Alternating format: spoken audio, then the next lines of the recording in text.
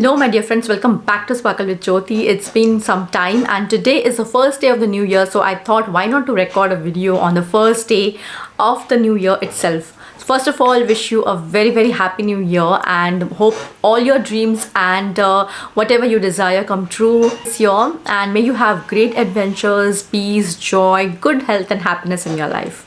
So today's video is going to be about me living in Sweden for 8 years and what I have learned. Like a lot of lessons. Definitely it's a long span of time. 8 years is not small. और मैंने काफ़ी चीज़ें सीखी यहाँ पे रहने के बाद. So I wanted to share with you कि यहाँ पे मैंने क्या क्या सीखा, और आप अगर यहाँ पे आ रहे हैं तो आप क्या कर सकते हैं, क्या प्रिकॉशंस ले सकते हैं, या फिर मैंने जो मिस्टेक्स किए वो ना करके आप कैसे यहाँ पे अच्छे से लाइफ लीड कर सकते हैं, ग्रो कर सकते हैं और रह सकते हैं. So if you're interested in this topic, then please keep on watching. And before I begin, please do subscribe to the channel because it means a lot. Abhi bhi 70% of the people who watch and listen to my videos are not subscribed. That's sad but true, and it's really it really doesn't take much. It's absolutely free. You just have to press the subscribe button. That's it, and it would definitely change a creator's life, and that will be a great support from your side. So if you have done subscribing, then without further ado, let's get started. So guys, let me little bit give you a background. मैं यहाँ पे आई थी 2016 में, and I live in Gothenburg. Just for the new people who have joined here and who don't know where I reside in Sweden, I live in Gothenburg, Sweden, and this is the second largest city in Sweden after Stockholm. और मैं यहाँ पे 2016 Jan में आई थी, तो this month I basically will complete my 8 years living in Sweden. और मैंने काफ़ी चीज़ें यहाँ पे की हुई हैं, like career wise, personal wise मैंने बहुत सारी चीज़ें अचीव भी की हैं. My daughter is born and brought up here, so I got my daughter here after coming to Sweden, and also I got lot of time. मुझे काफ़ी time मिला खुद को समझने में, खुद को जानने में, मुझे क्या चीज़ें पसंद हैं, क्या चीज़ें नहीं है. बिकॉज इन इंडिया में of course I was working in a very high position. I was working as regional manager back in India, and मुझे काफ़ी बहुत ज़्यादा सेल्स का प्रेशर होता था, काम का प्रेशर होता था. तो आई never got a single minute to myself. I had a lot of traveling, lot of high figures to achieve in sales, and lot of staff I was responsible for. 50-60 people I was taking care of. तो मुझे stop करके introspect करने के लिए भी बिल्कुल भी time नहीं था. But after coming here I realised I got lot of time that I could understand myself. I could find new aspects to myself, like मेरी पर्सनैलिटी के लिए मुझे क्या चीज़ें अच्छी लगती है, क्या चीज़ें नहीं अच्छी लगती है, and all that. So because there is a work life balance here in Sweden, you get lot of time to yourself, which you can utilize to understand yourself, to try new hobbies, and to do many more other things than just job and working in a company or trying to earn money, right? So this is the first thing what I would like to say, that अगर आपको यहाँ पे आके बहुत बारी ऐसा होता है कि इंडिया में specially like when we are growing up, हमको एक दिशा दिखाई जाती है कि ओके आपको डॉक्टर बनना है, इंजीनियर बनना है, या फिर मास्टर्स करके जो भी करना है. आर एजुकेशन का जो पर्पज़ होता है that is just to earn money, right? So mostly I think many of the times ऐसे होता है कि हम वो करियर चूज़ करते हैं जो हमको एक्चुअली खुशी नहीं देता, but just because it's going to give us money we take that career, right? तो अगर आपके साथ ऐसा हुआ है and you want to have a second career और second opportunity, second chance to your career, then Sweden I think is the perfect place for that. Because यहाँ पे कोई भी जज नहीं करता. तो आप यहाँ पे आने के बाद मे बी आपको टीचिंग में इंटरेस्ट है तो you can become a teacher. आपको अगर लोगों का ख्याल रखने में अगर आपको ज़्यादा खुशी मिलती है तो then you can become a nurse. You can have a second career. Of course ये देयर इज़ अ पाथ. तो आपको स्वीडिश पहले करना होता है और उसके बाद आप ये सब कोर्सेज करके you can definitely do the career of your choice and your love. So this is like a very good thing कि यहाँ पे आने के बाद आप आपका करियर चेंज कर सकते हैं और आपको आपके मनपसंद करियर को आप यहाँ पे चूज़ कर सकते हैं, and you can be happier your. So that is I think the first thing what I realized after coming to Sweden. The second thing of course जो मैंने सीखा है, और I think मैंने काफ़ी देरी भी उसमें कर दी है, और वो है to learn Swedish. And I know I might sound like a broken record, और मैं बार बार वही चीज़ें रिपीट कर रही हूँ, लेकिन this is a fact here. So if you're coming to Sweden, and I mean, don't ignore the fact that you need to learn Swedish. Even though it's okay अगर आपको बस शॉर्ट टर्म के लिए आना है और शॉर्ट टर्म आके visit करके घूम के and all that you want to go back, then it's a different story. लेकिन अगर आप यहाँ पे सेटल होने के आ रहे हैं तो I highly recommend that you please learn Swedish. Learning will open lot of doors and lot of opportunities for you. और आपको जो मन चाहे आप कर सकते हैं. स्वीडिश आने के बाद आप लोगों को समझ सकते हैं, आप फ्रेंड्स कर सकते हैं, सोसाइटी में इंटीग्रेट होके आप आपका नेटवर्किंग कर सकते हैं, सर्कल बढ़ा सकते हैं. And then lot of things happen if you know Swedish, because of course there is a क्या बोलते हैं उसको, एक favoritism है यहाँ पे. और no, we can't blame them because we are coming here. So I think अगर आपको यहाँ पे रहना है तो you need to adapt the culture, Swedish culture, language, traditions, everything, and that will make you more sustainable and you can live here longer and happier. That is what is my opinion. ये यहाँ पे रहने के बाद मैंने ये सीखा है कि जितना जल्दी आप सोसाइटी में इंटीग्रेट कर लें, जितने जल्दी आप भाषा लैंग्वेज सीख लें, it is very good for you, which I didn't do. I think I am still Indian by heart, और उसके वजह से मैं ये अभी तक कर नहीं पाई. और recently I started of course integrating and I am learning the language. I am of course language learn करने में थोड़ा टाइम लगता है, right. It's not like very quick, you know, कि आप सोच लो और हो जाए. So you can say that I am still learning. I can have a basic conversation with Swede. मतलब मैं ऑफिस में भी स्वीडिश बात करती हूँ बिकॉज मेरे सारे कलीग्स स्वीडिश हैं. बट मैंने ये लास्ट यू कैन से 1-2 साल में स्टार्ट किया. अगर मैं आते ही करती तो I think today would have been a different picture, you know. So that would be my second advice to you, that if you're coming here, then please start studying Swedish and adapting to the Swedish culture as soon as possible. The third point, and I think the most important point, what I would like to tell you is that please decide very early on whether you are coming here for a short term or a long term basis. I think maximum Indians, मतलब अभी जो younger generation यहाँ पे आ रही है, जो अभी recently last 2 to 3 years में जो आ रहे हैं, I think they are quite clear, और उनको काफ़ी पता है, वो काफ़ी रिसर्च करके यहाँ पे आए हुए हैं. उनको पता है कि वो उनको यहीं पे सेटल होना है या फिर उनको वापस जाना है. They are very clear about it.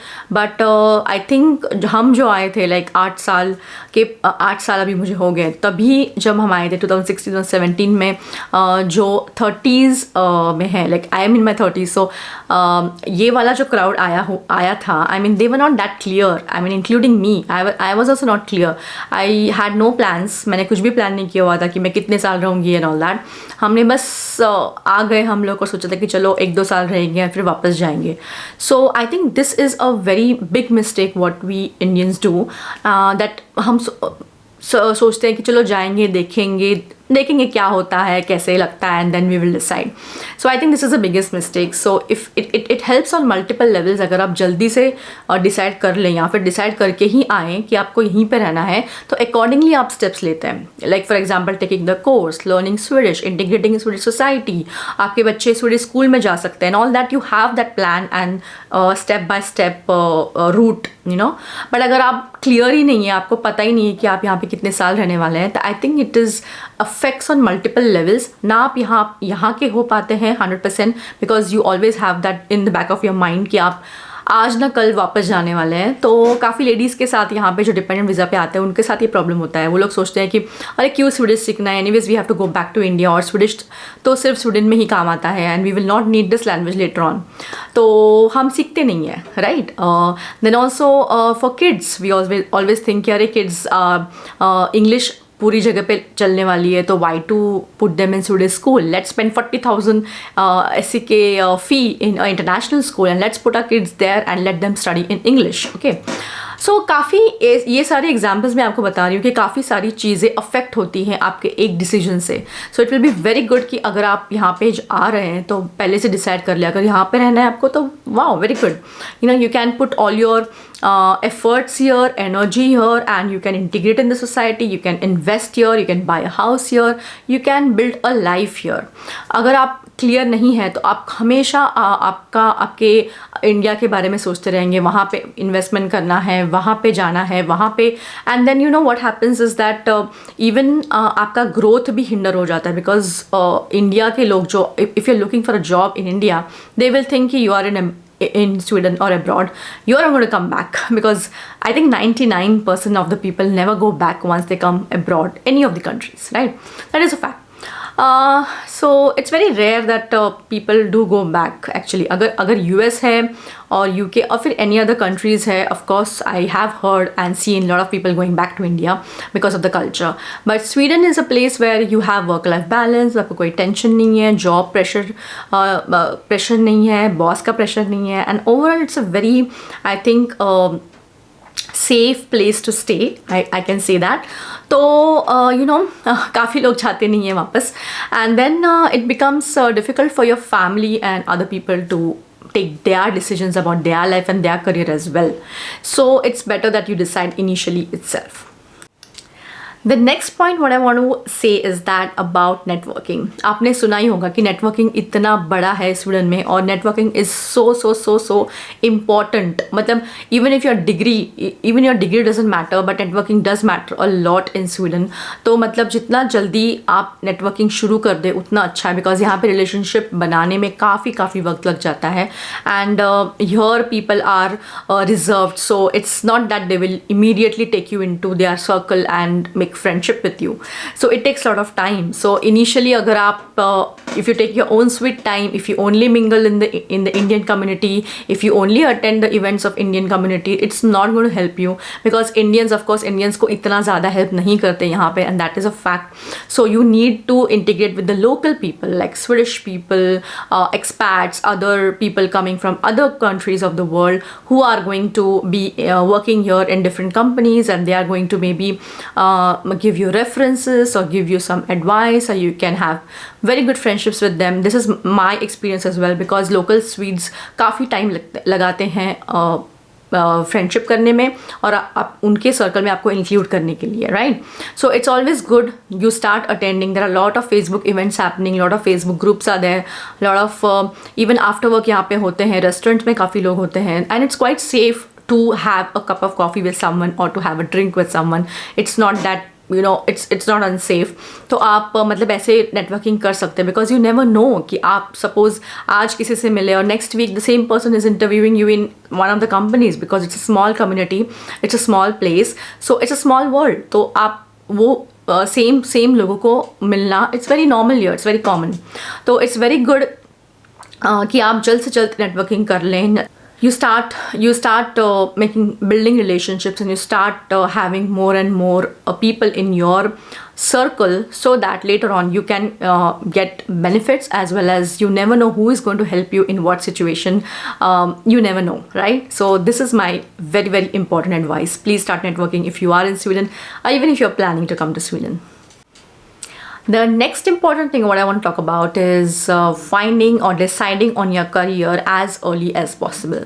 Because काफ़ी टाइम ऐसा होता है कि आप इनिशियली मतलब एक साल तो जब आप आते हैं तो सब जानने पहचानने में ही टाइम चला जाता है, right? I mean you are figuring out the local stores, you are figuring out your person number, your ID card, your other documents, and then understanding the Swedish labour market, कहाँ पे register करना है और कहाँ पे जाके पैसे भरने हैं और कहाँ पे क्या करना है. You are completely lost in that procedure. तो एक साल तो पहले ऐसे ही चला जाता है, घूमना है and to figure out things basically, and to settle down in Sweden. फिर आप सेकेंड ईयर से सोचना शुरू कर देते हैं कि ओके फाइन, मुझे इसमें करियर करना है, या फिर सेम मेरे होम कंट्री वाले एक्सपीरियंस की कंटिन्यू करके मुझे इसी फील्ड में करियर करना है, या फिर मुझे करियर चेंज करना है, वट एवर इट इज़. तो इमेजिन 2-2.5 साल तो उसी में लग जाते हैं, और फिर आप चालू कर देंगे स्विडिश सीखना, and then you will start looking for jobs, and then you will start looking for courses and all that. Imagine how much of time gets wasted. लेकिन अगर आते ही आपको अगर पता है कि आपके दिमाग में फिट है कि ओके आपको मे बी इसी फील्ड में करियर करना है, तो कोर्सेस आप ढूंढ सकते हैं उस हिसाब से. अगर स्विडिश की ज़रूरत है तो आप स्विडिश सीखना शुरू कर सकते हैं. You can take steps to achieve that particular career, right? पर अगर आप क्लियर नहीं है तो you will always keep dreaming and always keep imagining, and then you by the time आपको रियलाइज होता है 3 से 4 साल तो चले गए, and then you know you start deciding and you start thinking कि अरे मुझे वापस जाना चाहिए, यहाँ पे रहना चाहिए, and bye the time everything is spoiled. And then you are in such a state, confused state and frustrated state कि अभी मैं क्या करूँ, right? So my advice is please figure out, even if you're coming here, please decide, weigh all the pros and cons, understand what your home country, your home people are offering you, and what are you going to get here. Is it matching? Is it making you happy? If not, then decide there and then.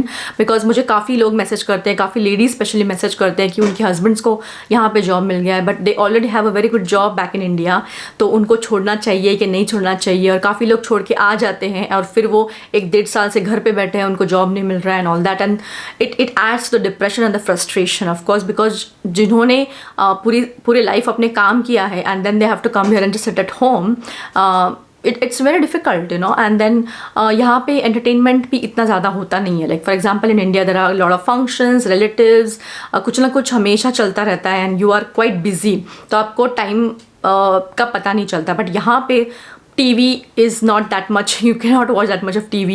Netflix कितना ही देखेंगे आप दिन भर, window shopping कितना करेंगे, you know. So at one point of time you get bored, your kids also start going to school, and what are you going to do with the 24 hours, like you know, the whole day just sitting in the house, right? So I suggest that आप पहले से ही decide कर लें कि आपको क्या करना है, and accordingly आप steps ले सकते हैं. And also the success ratio will be very high if you already know what you are looking for, right? So friends, these were my few tips and advice what I have learned living in Sweden, and I hope this helps you. I definitely have a lot of things which I'm going to make a lot of videos now, and which will help you to understand like a human angle से. मतलब of course आप काफ़ी चीज़ें पढ़ते हैं Google पे and online and all that things, but जो मतलब मेरा एक्सपीरियंस है, of course it's first hand experience, मैं यहाँ पर रह चुकी हूँ, and all this things I have gone through. मैंने काफ़ी चीज़ें गलत की और उसके बाद मुझे पता चला है, now I am like you know taking steps towards it. So it's like first hand क्या बोलते हैं, first hand tips, you know, which you can get from me. So I hope this helps you. If you have any question, of course you can reach out to me on Instagram, Jyoti in Sweden. I will mention all the links in the description box to check it out, and I'm always active and available. If you have any questions, you can DM me, and we can also get on a call. I do offer my consultation calls as well, one-on-one. So if you are looking for a personal guidance, you can reach out to me, and we can definitely arrange a call, and you can have your questions answered personally, specifically just for you. So thank you so much for listening and watching, and stay tuned for next video. And I hope you like this video. Please do not forget to like, subscribe, comment and share, and I'll see you in my next video. Till then, stay positive and stay happy. Bye bye.